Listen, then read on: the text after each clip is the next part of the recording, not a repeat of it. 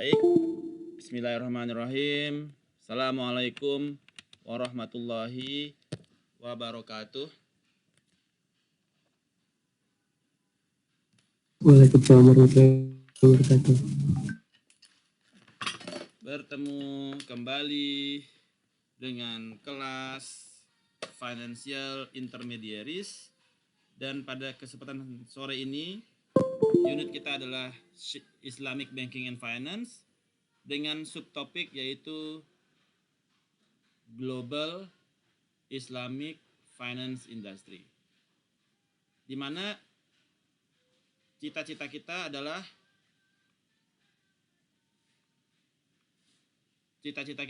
untuk Anda mendapatkan pemahaman terkait dengan Islamic Finance Industry secara global, yaitu di negara-negara seperti Middle East country, Pakistan, Malaysia, Indonesia, Singapura, dan Sudan.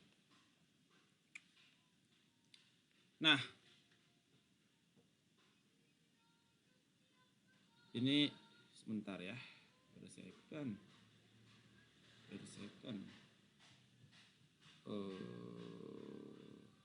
No worries. The performance of Islamic banking practice.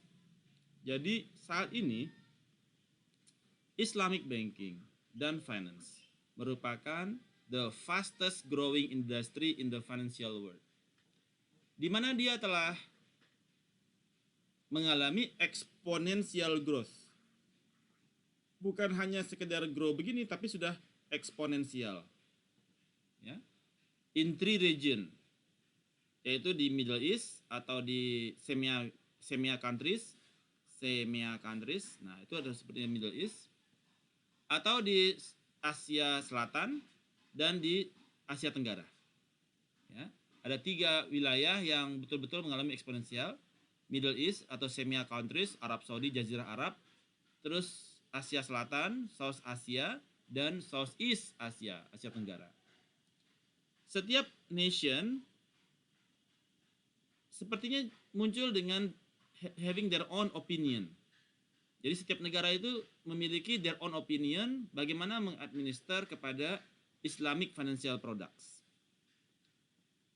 Yang menjadi effort yang kita lakukan untuk globalized system on Islamic banks. Jadi masing-masing negara itu beda-beda. Di Malaysia mereka untuk kartu kreditnya pakai tawarruk. Di Indonesia kita pakainya ujrah atau card. Ya. Di Southeast, di Middle East, ya. Di Malaysia mereka pakai tawarruk ya. Nah, Middle East mereka juga pakai tawaruk. Nah, beda-beda nih. Setiap negara itu memiliki opini masing-masing untuk bagaimana kondisinya yang paling sesuai dengan wilayah mereka untuk masing-masing financial product.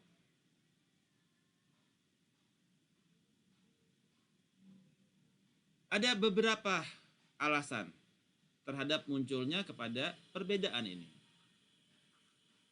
The main reason, terutama karena aplikasi dari aspek teoritis atas Islamic banking system yang berbeda dari country to country.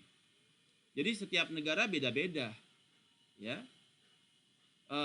Setiap negara berbeda-beda terhadap application dari the theoretical aspek yang mereka miliki.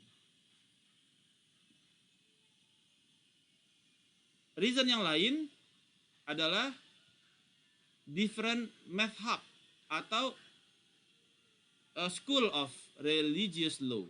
Ya. Oke, sebentar. Wait a second.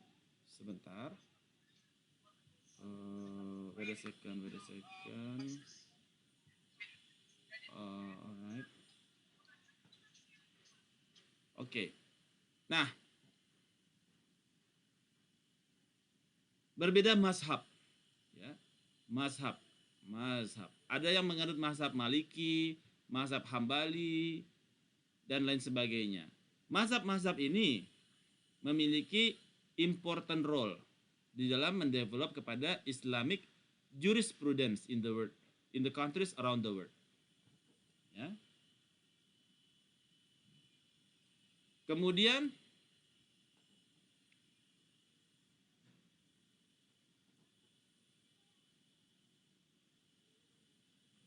ini adalah wilayah Middle East case, ya.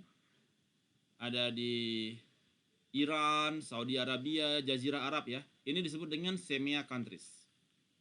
Shemia countries.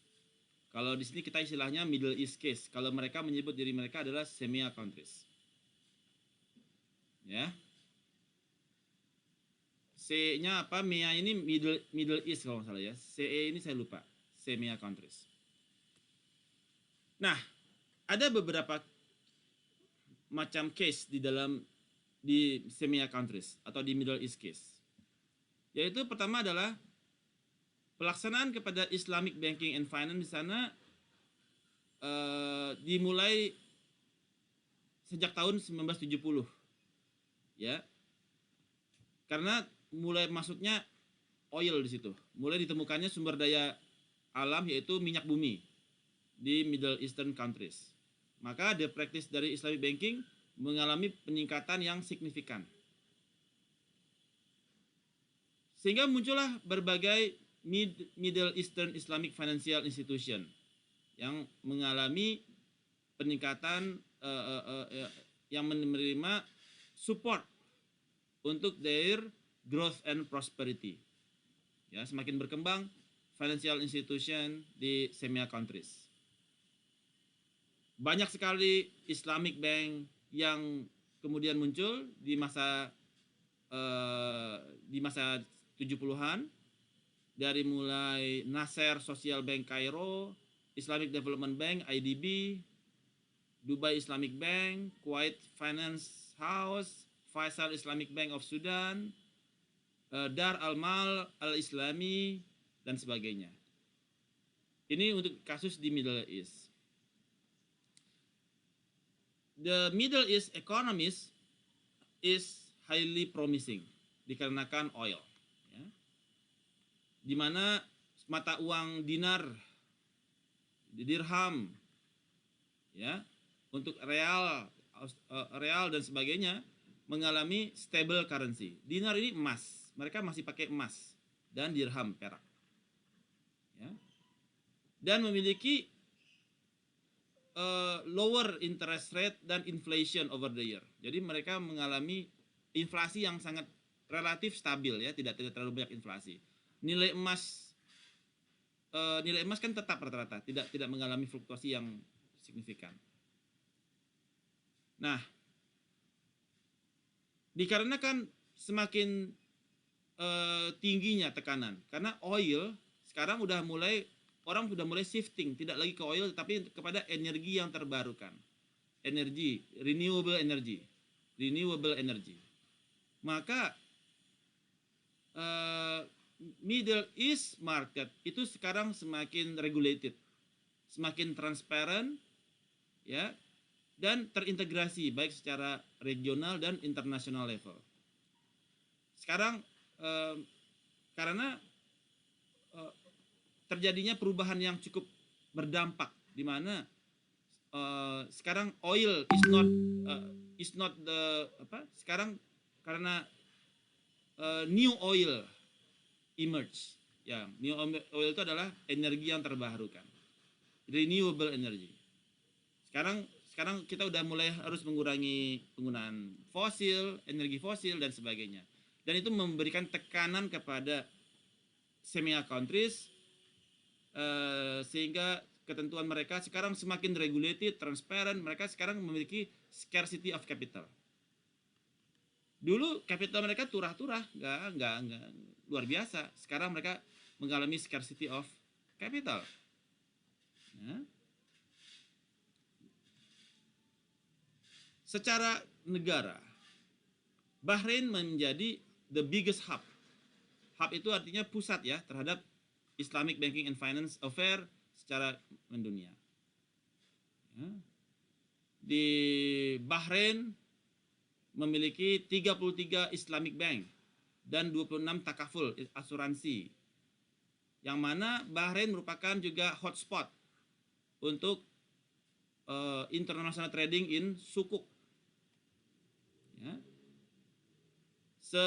Most of Islamic institution itu located berada di Bahrain. Ya. Nah, ini kisah mengenai Middle East. Kemudian Iran mengalami masuk Islamic Banking and Finance setelah Islamic Revolution di tahun 1979. Ya. Sebelumnya Iran itu dia highly centralized dan isolated, baik dari Islamic market maupun conventional market. Saat ini Iran is keen untuk meningkatkan interaksinya dengan Islamic Bank dan financial institution, as well as the conventional financial market secara di seluruh dunia. Di Iran ada yang paling besar yaitu disebut dengan Jordan Islamic Bank. Merupakan dia juga sebagai pioneer di Islamic Banking and Finance sejak tahun 1978, di mana dia memiliki 10% dari total investment dari Jordanian banking industry in 2006. Ya. Ini yang terbesar adalah Jordan Islamic Bank di Iran. Kuwait juga merupakan negara yang terbesar di dalam Islamic Banking Asset. Dia memiliki peringkat ketiga di dalam Islamic Banking Asset. Yang the country juga memiliki perusahaan bank terbesar, Islamic Bank terbesar, yaitu Kuwait Finance House yang berdiri di tahun 1977. Kemudian Lebanon di Palestina. Ya. Di tahun 2006 ada Islamic Bank yang muncul di Lebanon, yaitu Blom Development Bank, Arab Finance House, Al Barakah Bank, dan Lebanon and Credit Lebanese. The Central Bank of Lebanon itu di Palestina atau di mana ya? Lebanon itu Palestina ya, betul ya? Ada yang tahu nggak Lebanon di mana? Halo, suara saya kedengaran nggak? Suara saya terdengar? Terdengar, Pak. Oke. Lebanon itu Palestina ya? Oke. Palestina kah? The Central Bank of Lebanon juga mengintroduce kepada sukuk dan takaful service. Qatar. Nah, ini juga dia merupakan hotspot di Middle East. Ada 4 bank terbesar di Qatar, yaitu Qatar Islamic Bank, Doha Islamic Bank, Al Royan Bank, Qatar International Islamic Bank. Ya. Di Qatar Islamic Bank juga sudah masuk ke Indonesia saat ini. Sudah ada bank Qatar ya, kalau nggak salah. Nah, Islamic Bank and Finance Activities memiliki juga rapid growth di Arab Saudi. Ada 2 player di Arab Saudi, yaitu Al Rajhi Banking and Investment Corporation dan Bank Al Jazeera. Bahkan saat ini di Middle East, conventional bank juga serving kepada Islamic Banking and Finance. Jadi mana dia membuat subsidiaries. Bank-bank konvensional di sana juga membuat subsidiary bank. Ya. Seperti atau unit di situ ya, sehingga klien-klien yang prefer kepada Islamic banking tetap bisa di-serve oleh mereka. Oke, ini Syria, Pakistan, ya. Kemudian ya ini Pakistan. Nah, berikutnya kita masuk ke Southeast Asia. Ada Malaysia. Malaysia merupakan the largest hub of IBF, second largest, ya, nomor 2 terbesar di tahun 19 Dia didirikan di tahun 1983. Ya. The Malaysian government established first Islamic bank di Malaysia, yaitu Bank Islam Malaysia Berhad. Dan kemudian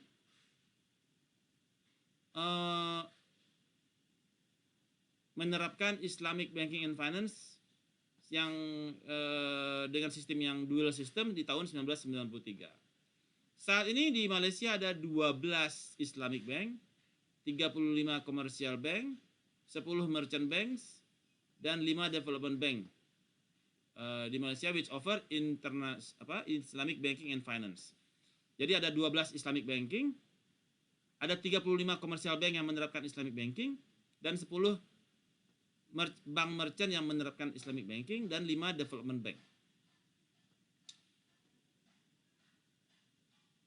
Malaysia menargetkan 20% share of total banking industry for Islamic banking di tahun 2020 sebelumnya, ya. Nah, jadi mereka kalau di Indonesia 95% itu saat ini konvensional bank share-nya. Syariah banking 5%. Ini yang syariah. Jadi jauh sekali, jomplang sekali. Transaksi di Indonesia 95% is going to konvensional, 5% yang ke syariah. Sementara di Malaysia mereka mentargetkan 20%. Di tahun 2010, di tahun 2023 berapa ya? Nah, lebih gede lagi barangkali. Nah, berikutnya adalah Indonesia. Indonesia merupakan negara dengan populasi muslim terbesar di dunia yang memulai Islamic Banking and Finance sejak mendirikan Bank Muamalat Indonesia di tahun 1992. Udah 30 tahun dia umurnya, 30 years old. Saat ini Islamic Banking and Finance ya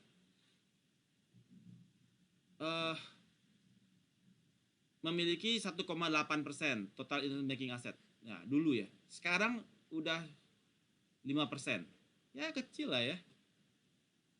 Bank Indonesia telah menerapkan 10-year roadmap di mana direncanakan 6% di tahun 2011. Sementara di tahun 2022 baru 5%. Di 2011 ditargetkan 6%. Harusnya 2022 udah minimal 10% dan ternyata cuma 5%. So, di Indonesia belum sesuai dengan ekspektasi untuk transaksinya ya. Singapura juga actively involved mempromosikan Islamic Banking and Finance di Asia Tenggara sejak tahun 2001. Dia banyak bermain di properti, hedge fund, sukuk, dan wealth management. Sudan. Nah, ini masuk lagi kita ke SEMEA countries ya. Sudan. Nah, Sudan Islamic Banking dimulai tahun 1977 ya. Dan sudah sesuai dengan Islamic Lines di tanggal 1 Juli tahun 84. Sudan. Oke, ini yang menjadi topik kita hari ini terkait dengan Global